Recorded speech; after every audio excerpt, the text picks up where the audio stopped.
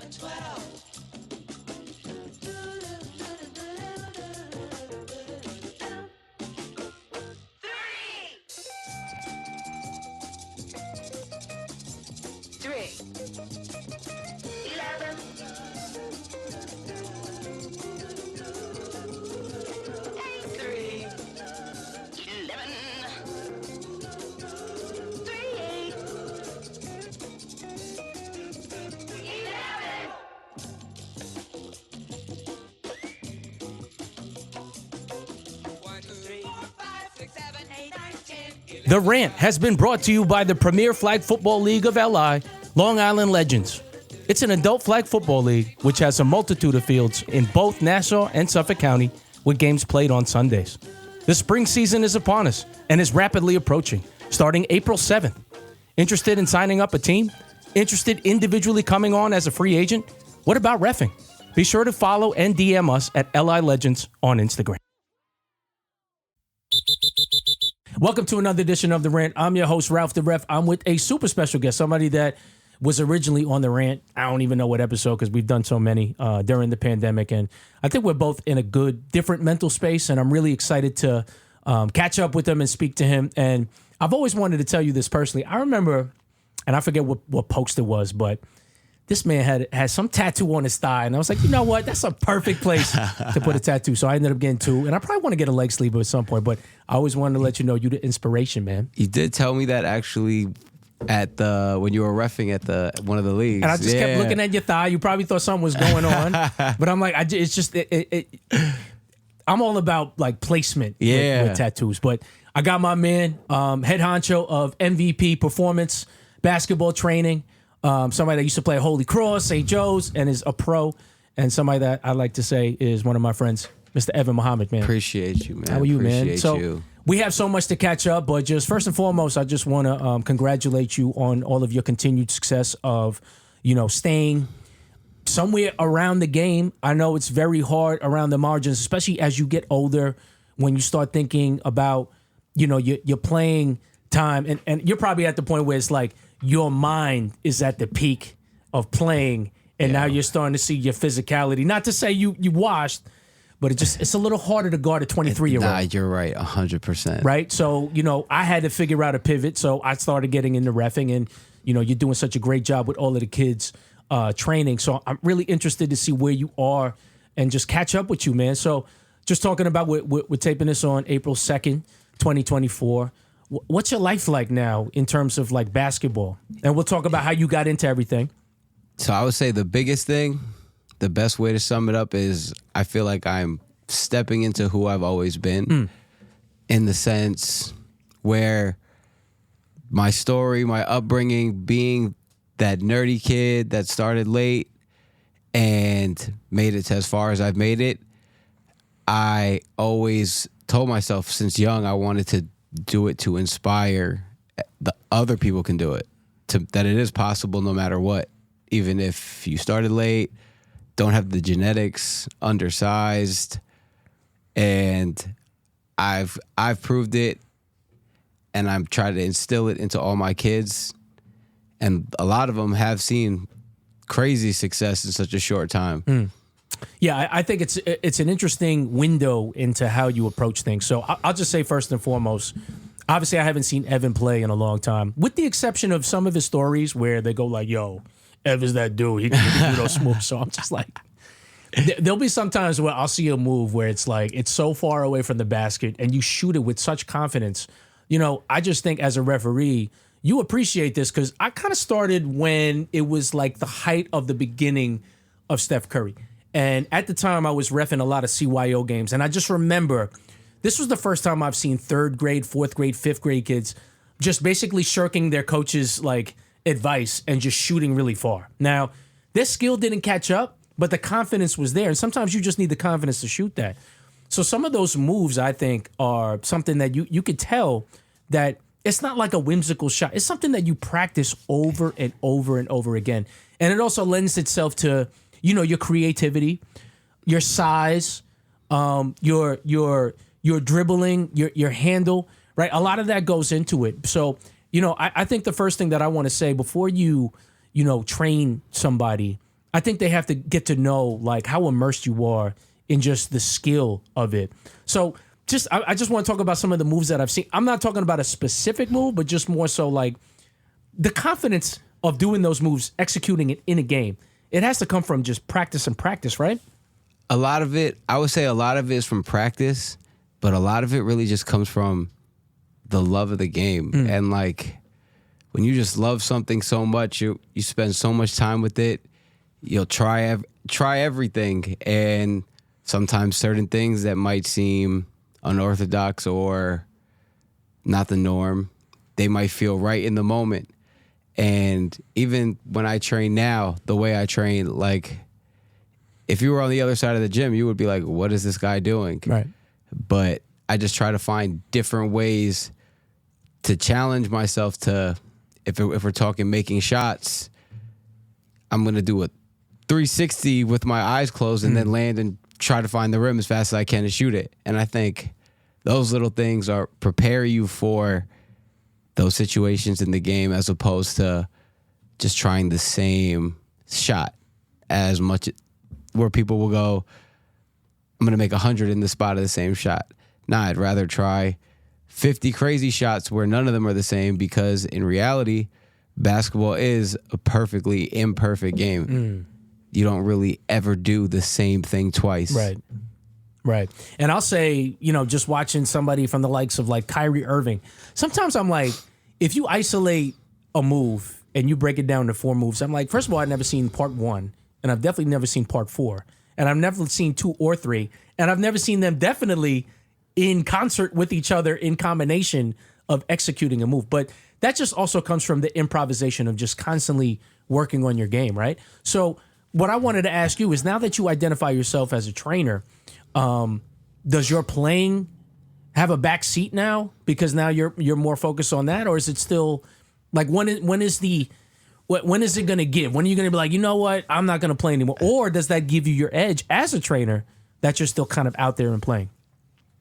I don't know if it's necessarily the truth, but it is what I tell myself that I have to keep playing. Okay.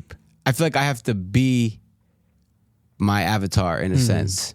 Like the people I train, if I want them to listen to me, buy in, trust what I say, first of all, I have to be able to do the things that I'm showing them. For sure. Because they're not normal things you can just walk into a gym and do.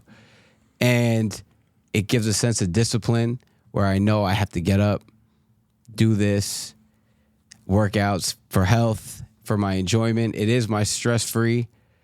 And I make up a lot of my drills. And I make them up when I'm in the gym by myself. So I think the fact that I can show and prove is a huge part of my business model. And it's interesting. So here's a question that I have for you. As we talked about previously, and everyone knows that listens to this show, I've been coaching volleyball for such a very long time, and we've won many times over. So I know for me, sometimes I'll have a kid go into the club circuit. Now, I'm not involved in the club circuit. I just coach high school. So, when they come to my team, I'm confused that they don't know all of the elementary things, like the basic stuff. And sometimes they want to get into the advanced things. Now, when it comes to your training philosophy, is it something that you have to kind of know the foundations first before we start doing those advanced moves? Like, there has to be some sort of baseline of understanding, because I'm pretty sure my son, who he's 11 years old. He can't dribble correctly. Like I keep telling him that's a discontinue. Like that's illegal. You can't do that. Yeah. So I would imagine that you can't just bring him and then, he's starting to do 360 moves when he can't dribble properly. So what is the baseline of like somebody's knowledge base of playing basketball before they're already ready for you? Or do you kind of like, are you able to custom tailor fit somebody who doesn't necessarily have the skill but aspires to have that type of handles and all of the shooting that you can teach them? I think since I've been involved in training for so long, I've dealt with every age, from the most beginner kid who can't walk and chew gum at the same time, to having professional athletes. So I've always been able to regress or progress my training based on where they're at, based on what understandings they have. A lot of it really goes down to their behaviors, because a lot of the way we are on the basketball court, I truly believe you can learn a lot about a person in life. Mm-hmm. So first, we're gonna, if you don't have a foundation, we're obviously gonna lay down the foundation and go from there. But in that session, you will get challenged to do something where you prove yourself wrong, where you didn't think you can do it, and you will do it. And that's probably happened 100 times out of 100 times. Yeah, I mean, first it starts with the boldness of trying it, right? Mm-hmm. And the audacity of believing that you can do it. And even if you don't, it's like, at some point it's going to happen if you keep trying it, right? Yeah. And I think that goes with anything. Even if you're not decided that you want to be good at something, the fact that you constantly show up day in, day out, it's just like you it's not possible for you to ref 800 games and not be good at reffing. Like it's not, even if that's not your intent. If you just ref that amount of games, it's not possible for you to not be good. Now, I did want to ask you, before you were starting to think about training, and then you were helping out in certain areas, but it takes a lot of courage to just like branch out on your own and say, I could do this. Especially sometimes, and basketball is a lot. It has a lot to do with like credibility, right? Like, I don't know. This guy didn't play at a D1 school. This person didn't play like high in high school, and it's all of those questions until they see you. But I know a lot of it has to really come from within, of the belief that you can do it. So I want to start about the origins of you going, like, starting to plant the seed of saying, you know what, maybe I do have something here. Maybe I can do this and branch on my own. How did that all start? So where did it all start? So I always knew I was going to be involved in training. Mm-hmm. And just from how much I loved training when I started going to Jay Hernandez as a young kid. And that kind of in my head is what I base. That's how I see the training business in my head, in a sense. Everything based on that model. And that's a good model to have. Great. I know I didn't see him, and I probably would have been Shout out better. Jay. Shout out Jay. I just seen him a couple months ago. One of Hofstra's finest. He's the assistant of the Brooklyn Nets now. Yep. Yeah. But then over time, from high school to college, me and my friend John Petroselli, who I'm sure most of us know, plays in Italy. Right. When the off season would come, he would always just say, "Yo, what are we doing? What are we doing?" He just left everything up to me, and we would get results. We would get results through experimenting, and I started to fall in love with it. And I think I'm a naturally creative person, so now that I have my own platform, in a sense, I am more creative than ever because there are no restrictions. It's what I see. It's how I want to implement everything that I am very knowledgeable about. And I always prided myself on not just being someone who, oh, you want to get better at basketball? Okay, let's go to the court. Nah, I can see you are missing this, but it's not a basketball thing. I know how to train you in the weight room as well. And then that's where the two come together. And then the most important part, the third part, is the mental. So through me trying to learn myself and fix my own issues, read books, I'm able to get a lot of kids out of their like mental funks, playing out of nerves. So that's why it's so important to buy in to my process with me, because it requires all the units working together as one. I'm so interested about this relationship that you have with John, only because he's a pro. He's doing very well. He's been doing very well for a lot of years. Very. Then he just comes and sees his boy and goes like, you got the keys. Like, and of course you've gotten results, but like, where does that trust come from? What makes him not want to take, somebody that's tried and true? And I'm not saying you don't got the credentials now. No, you're right. I'm saying like in the beginning, what made him want to give a chance out to you? I think it's just we've been through the trenches together since 15, 16, 17 was the same off season every summer. We would do our regular season. Whenever it ended, we would just pick back up and go full circle. And I guess he just felt he continued to get better, continued to get better. And even like when I asked him to do a testimonial on my page, which I read, which was beautiful. He said 15 years of training. I was like, wow. Right, because you're in the trenches so much that you don't even know how big the ditch is. Yeah. And the funniest thing, one time he was like, I was telling one of my teammates, we were talking about trainers, and he was like, yeah, like I have a guy back home. I don't really got to worry about anything. I just go home. We get in the gym, and he tells me exactly what we're doing. And I just listen. And I was like, yo, that's fire. Who are you talking about? He was like, bro, I'm talking about you. I was like, oh. So I kind of always had people like that just like reminding me, yo, you've done this. Yo, you've done this. I've had like a very supportive corner. I've had a lot of people in my corner that were just waiting for me to see what they're saying. Right. And you're not thinking of him like, oh, he's the pro. He's doing. You just think of him as your boy. Like you're just trying to put in work. And I still talk crazy to him. Of course, I've seen you talk crazy. So what I'm saying is, when he comes home, you're not like, oh my God, you're gonna give him that respect. You just like, you know what it is. Like, and I'm sure that you're at this point, if it's gonna be the 16th summer now, and he's trying to get right.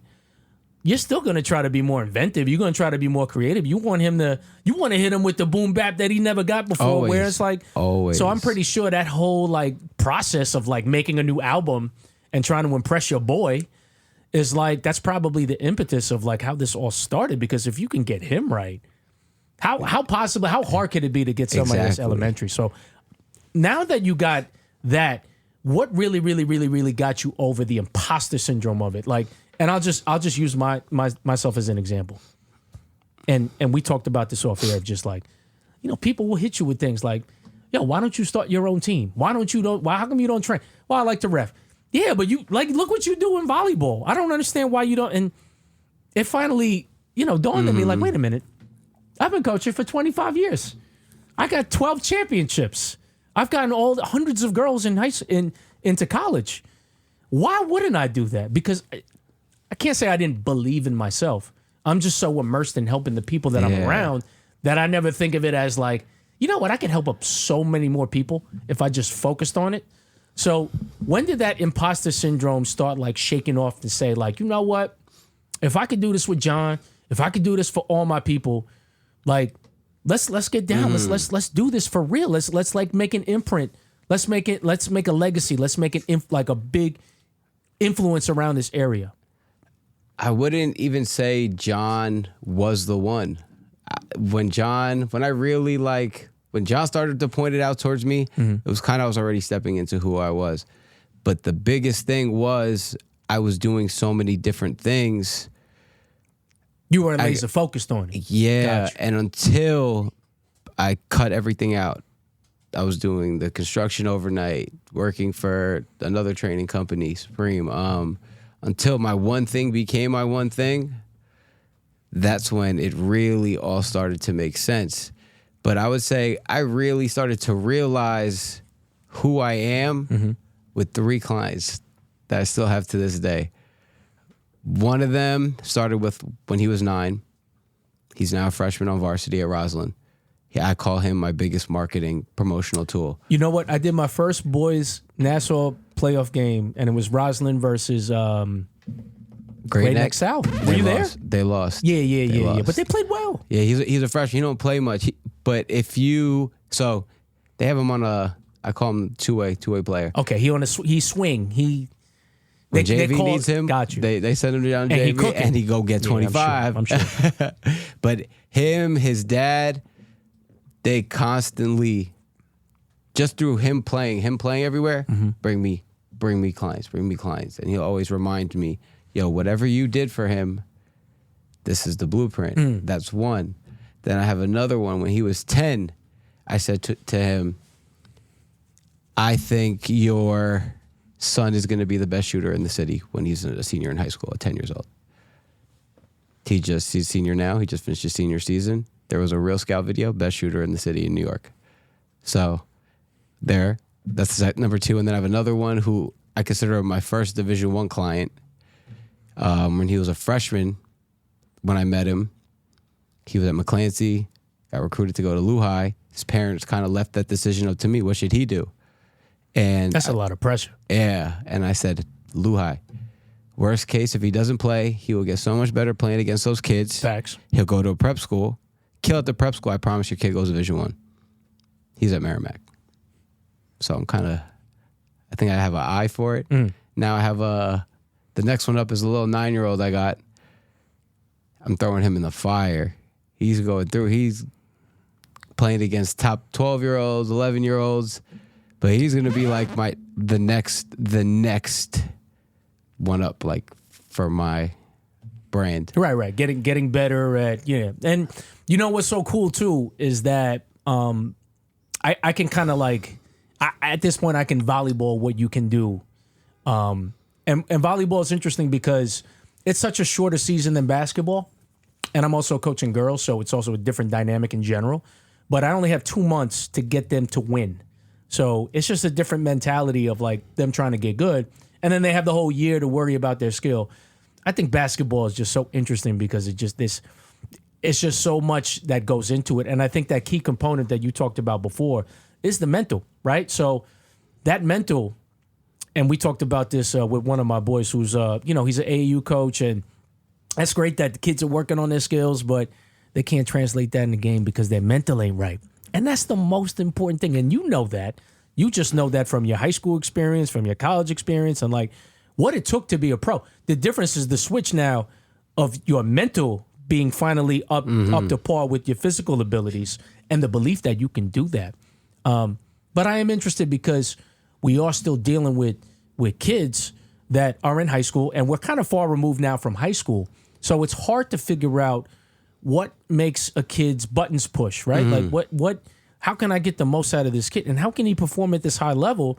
Because also basketball is one of these things where it's like, oh my God, some kid made some crazy dunk. And you kind of lose confidence, but you're supposed to lose it momentarily if they're thinking the way me and you. Yeah. Right? That short-term memory.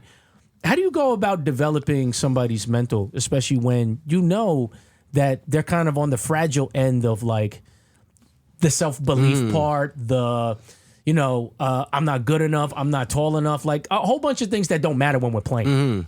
How do you deal with that? One of the things I found as very, very effective is and it's like the same conversation too, especially when they're not even in high school yet, so like 8th grade and below. I'll say to them, I'll be like, yo, if you have 100 points today and you leave the gym, what happens? Does your life change? They'll be like, no. And then if you score 0 points, does your life change? No. So then we go. We know no matter how we perform, our life's not going to change. So we can we can remove that part. Okay. There's no consequences. Yeah. Because right now there's no scholarships on the line. There's no money on the line. Everything is a practice. Your games are practice right now. So that is number 1. Number 2, how many points you want to score? If they say like 15, okay, how many shots do you need to score 15? And this is usually for the nervous kids that'll take like 3 shots and check out. I'm off. I'm not going to shoot anymore. So how many shots do you need to shoot to score 15? 10. Let's just say 10. Go take 10 shots. That's it. I don't care if you go over 10. Come back and tell me you took at least 10 shots. And then usually that builds that progression because they rarely will go over 10. Yeah. They say they want to score 100 points, but don't realize you got to take 50 shots. You don't even take enough shots to do that. Right. You don't even give yourself enough chance. Yeah, I do the same exactly. thing. It's crazy. Exactly. That's so amazing that you do that. Go ahead. When you break it down like that, Yes. it makes things a lot more simple. Right. And then now you want to go quarters. High school's 8-minute quarters. If you need 10 shots to score 15, you can't take 2 to 3 shots a quarter. Then it's like, oh, it's that easy. Right. Yeah, it is that easy. And if you work on your game, it'll be even easier. So, in other words, you're saying that for the most part, when kids don't have the maturity of understanding what they really want, so saying, I want to score 30 points, they don't break it up in chewable, like palatable goals for them to say, like, this is how you do it. And I think for you to just have a stark reality of saying, like, okay, well, you definitely can't score 30 points if you only take 3 shots. Yeah. Because there's no such thing as a 10-pointer. Mm-hmm. And when you say it like that, you're like, okay, so then volume. And then I think that experience of going like in the first quarter of saying, wow, I took 8 shots and 4 of them were quality, but I have 8 points. So now I feel like, okay, and then maybe I see what you did there. It's like an incremental step. All mind game. So I remember going to your house and I remember seeing all these books and it reminded me of just me, of like just books around and self-improvement. What do you think is the book that I guess shaped you the most? And is there a current book that you're reading that's shaping you? And it doesn't have to be nonfiction self-help. It could be just like, Harry Potter, something like that. There is one book in particular that I read it. It is the sports holy grail. What's it called? Sports psychology. It's called The Inner Game of Tennis. Inner Game of Tennis. I've read this book so many times. Whenever I was in a mental funk, I would go to that book and I would be like, oh yeah, okay, I'm back. So okay. I read it so much. I said, this is ridiculous. This is a 200-page book. I can't go back to reading it. I have a Spark Notes that I made on my own. So you don't have to read again. I just go straight to the points that I want. If I ever try to reiterate it to somebody, it's right here. I don't have to go search for the page. But a lot of my books now have been, since I'm more on the business side, I'm still trying to be a better businessman. Right. So I'm still learning a lot about that. Recently, I have a partner who we help each other. His name's Sam. He has his own training. He's been doing it for a little longer. But he was like, Ev, there is a time when you have to come out of thinking like a trainer and thinking like a businessman. Oh, yeah. And I wanted to get into that because I know you're a perfectionist. And I know that you are ready. The way you're building it is that nobody's going to be able to recreate you. But at some point, that's the problem. You want to own McDonald's. You don't want to work at McDonald's too. Now, I'm not saying you don't want to be in the trenches. That's not what I'm saying. I just know you don't want to work 25 hours a day because you want to enjoy the fruits of your labor. So what's going to be the separation point when you start delegating and entrusting people that they don't lose the consistency that you've already built up for yourself? So I'm actually going through that right now with one of my very, very good friends, Jeremy Arthur. So never heard of him. Shout out to Jeremy. Class of 2012, Kellenberg all day. Go ahead. He was home for the summer. I was home from playing overseas. He was always wondering, how am I doing? And when he's home, he needs to make some extra money. So I was like, yo, this can give you an opportunity for while you're playing, because if you learn, or I was having him intern in a sense, if you develop your own clientele, we get this online. Yeah, you can be training people from Mongolia or wherever you're at. So you are creating an avenue for your own at the same time. But for him to get on par, because not everybody has the same training background, creative mindset that I have, I kind of have him going through a little a process of it. And right now, one of the main things is a book. I said, yo, if you really want to understand how the machine works, because I can give you 100 drills and you just repeat them, but that's not how it works. Because when I train, a lot of the things I do is right there on the fly. Right. I've never done this drill before. They're hiring you for you. Yes. But you got to somehow figure that out. Yeah. So I'm trying to Because teach it's gonna be you're gonna be 50 and you're gonna be I know you don't. I don't want to be on the court. I don't want to do that. Yeah. So I'm trying to teach him how the system works. So once you have the system, now it's you and how it worked, and you translated it to yourself. And you're a professional. People are gonna listen to you. Right. You're an authority. Right. You just now you're in a position to have a system of your own based on how I think, in a sense. And yeah, you're gonna make him like go to Mongolia back, and he's not gonna go back. Yeah, and like now he's learning how to train himself a lot better. It's hard. I mean, at the same time, it's really hard to keep yourself accountable. You know that. Oh my God. That's why John hit you up, because I'm sure you could do it, but it's better when you torture him and he can get through it, because I'm sure it's like a self-belief for him. Now, I got a hypothetical, which really isn't a hypothetical. I got an 11-year-old, right?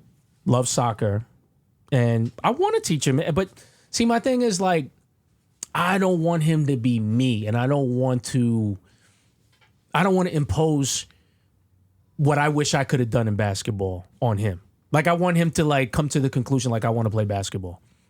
Now, if you have somebody that's brand new like that, can't dribble, like, how do you start that? How do you start with somebody that's just like brand new? So the way I base my training is teaching you the physical qualities instead of we're going to learn crossover between behind the back. So they all share a similarity in terms of like what you're doing physically. So an example would be like like, so he's too small, so he like goes from his like hip because he doesn't have the strength of like putting his elbow up to like his eye level, like something like that. Or like for dribbling, for example, when you do an in and out, right? An in and out, that is a cuff. Anytime you want to move the ball from the right side to your left side, like you're cuffing, being able to cuff the ball, you can do a lot of moves between the legs, behind the back, bring the ball to your front. It's the foundation of a lot of moves that you can do. Yeah, so if you can master the cuff in all the different varieties of ways I'm gonna throw at you, you just learned all those moves and you don't even know it. Yeah. And then I'll show them, but I don't like to give answers. If they ask me a question, I'll be like, I don't know. Try it. Or, all right, we're going to go to the other side, but I'm not going to. Same drill. Flip it. Not showing you how to do it. Go. Make a mistake first. I'll tell you if you're right or wrong. Interesting. I mean, you're basically teaching, you're giving kids the motivation to, giving them agency to fail. I think like there's something to be said to like successful failure. So it's much different in basketball. I mean, in reffing. Like, reffing is one of the few things in life where, you go to McDonald's, right? And you could tell this is this person's first day. She don't know what's going on. She don't know how to mess with the register. You're going to be like, you know what? You good. I know it's your first day. Like, we'll figure it out. You get your manager, whatever. People don't care about reffing. Like, your first day, it's a game that you have at Island Garden at 10 o'clock. You don't care if they knew. Yeah. I always say reffing, like basketball, you shoot 40%, 45% from three. You're great. Yeah. As a ref, one mistake, you're done. If 99% is not enough. You miss 65 shots, right? 100 shots, you miss 65. That's a good percentage. I messed up one time. I'm the worst ref there is. So the fact that they're able to normalize, because I think that's like the breaking point when it comes to basketball, right? If you have to be bold enough to shoot 10 times, and you got to be all right to miss 6 times in order for you to be okay for 4 times. And you can't be so married to missing all the time. Like for me, a telltale sign of when I'm reffing somebody is like, you do a little, I could have got that, but they're still engaged. Those are the successful people because you can see when somebody carries it over, whatever mess up they did of 2.5 plays. Then they get mad at me. Like, you didn't see that? I'm like, you are worried about the wrong things. You are not locked in the whole time. And I'm telling you this because I've seen hundreds and hundreds of hours of basketball that you're not locked in. You have to change. This ref is hating. So I just think that it's amazing that you are able to teach them on the ground level of that mental, because that's the most important thing. Now, that kind of made me realize something about myself Go when ahead. you said that, though. What? Because I was always raised or my upbringing was perfection. If I got 100 on a test, why didn't you get 102? So it's like that carries over to the court. Yeah, but at the same time, I also think you had to unlearn that. Yeah, exactly. And I think that me saying learn on your own, fail on your own is the way of me not letting that happen. Right. In a sense. I think obviously we know that failure is like a necessary part of success. Like it's just You need it. It's no way around it. You need it. There's no way around it. Yeah. At all. So MVP performance. Tell me what a typical week is for you, and a typical day. So like, let's start from Monday through Sunday. What is your week looking like? So usually I'll wake up first thing when I wake up, I like to take care of myself because it's really the only time in the mornings where I can. So I'll get What's this, 5 in the morning? Oh, 6 no. in the morning? That's over with? I like my sleep now. Okay. I've learned. I'm trying to get back to getting You in your earlier 30s now?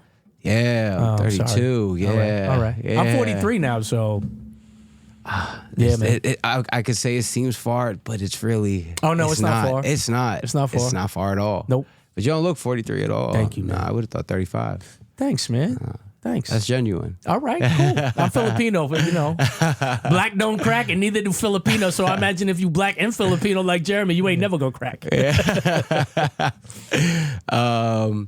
But yeah, so I have the gym in my basement now. So when I wake up, depending on the focus of the day, I'll either go lift first or hit the court first, which if I hit the court, it'll usually be with Jeremy.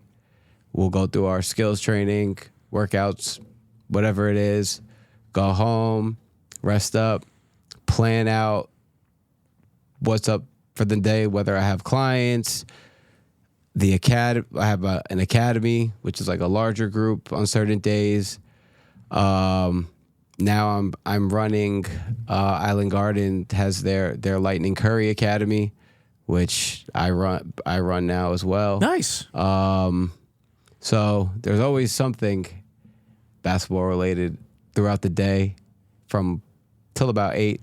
Then after 8, if I have a men's league game, whatever energy left I have in the men's league game, I'll go and try to go to the men's league game. Okay. And so every day is kind of different depending on what you got going on? Yeah, some days I have off. But you like that and this is what I like about reffing is it's a new experience every day. Mm-hmm. I'm still learning what's the best routine for me. It's still, I'm realistically 3 months in of my own business. I'm happy that I'm near the ground floor, man. And we're going to talk about some things, get it popping offline of us continuously working together. But yeah, for sure. I did want to ask, how could people get more information of like how they could get down with the MVP performance? Because the proof speaks for itself. I just know that if I wanted to play, I always thought to myself, if I try to get back to play, now I know all the moves. Yeah, I have mad adult clients.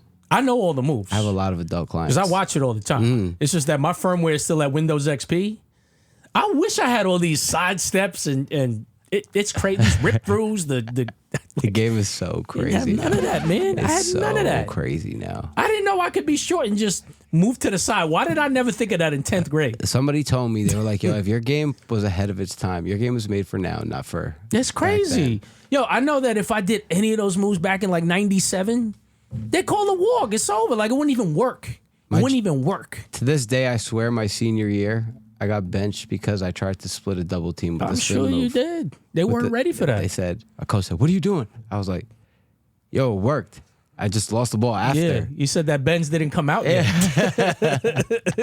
We don't got that software update, but how can somebody get more information if they wanted to, get right? They can always hit me on my Instagram at real_MVP or my website, mvpperformance.com, eM.V.P. performance.com. Send a DM number. Yeah, man. We'll put all that information up on Referee Rant. But yo, I just want to say thank you. I know you have a client, so I'm just trying to leave some more meat on the bones for when we talk when there's a part 3. But I'm really proud and just super honored that you're able to just spend some time with me and see the progression that you've had. And I just want to thank you for your contributions because I know it's coming from a place of like, obviously it's helping you, But there's nothing better than helping kids out and seeing them reach out. So it's such a satisfying. I just see when you post those screenshots of like the text messages, like I just know how much. Like I feel like you should print those out. Oh, I genuinely love those. Of course, because I don't ever expect them. Yeah, listen, I know what it's like to just perform at the high school level and how amped you are of just like being that, just being great. Yeah. Just performing great at that time period in life, because like it's just there's no better euphoric feeling. You know I never did that because there would always be like some girl that I liked in the stands, or and I didn't play enough. I always played at the park, so I'd always have 2 quick fouls, and I'm like, I don't understand these refs. Like I never was able to figure it out. So for somebody like you to guide, a young athlete through your experience, your successes, your failures, and able to verbalize it, and not only that, show it to them. That's huge. Verbalizing it, how you deliver the message, because not everyone responds the same. No, and a lot of coaches don't understand that. No, and I think that's something that I pride myself as a coach. 2000, again, I'm coaching girls. You could talk to them a certain way in 2000. 2024, parents will say verbatim. They will hear verbatim of what you said to them without the context. Yeah. There's a funny Bill Burr skit on that, but I'm sure there is. Coach Ralph said that I'm not getting there fast enough. What? He's saying you slow? Didn't say it in that tone. Yeah, I didn't say that. I just meant you're going slow in the drill. I didn't say it, but it just opens up a can of worms. So for you to able to navigate that, man, continued success, man. Any final things you want to say before we part ways? Nah, just everybody remember, MVP Performance is the one-stop shop where you get your skills training, strength and conditioning, mental training, and then I just partnered with, not an NIL deal, but a partnership with a cryotherapy place. One of my very good friends owns Cryo Energy in New Hyde Park. I've been there. Yeah, it's my man. Yo, one time I popped my calf reffing, and I'm like, "What are you going to do?" He's like, "Yo, just do some cryo." I'm like, "What's cryo?" They take great care of you there. It's crazy. All my clients, it feels insane. That's part of the deal we got going on now. So everything you need as a basketball player is here. All right, cool, man. We'll keep the conversation going. Evan Mohammed, this is Ralph the Ref, this is the Rant. We out. Peace.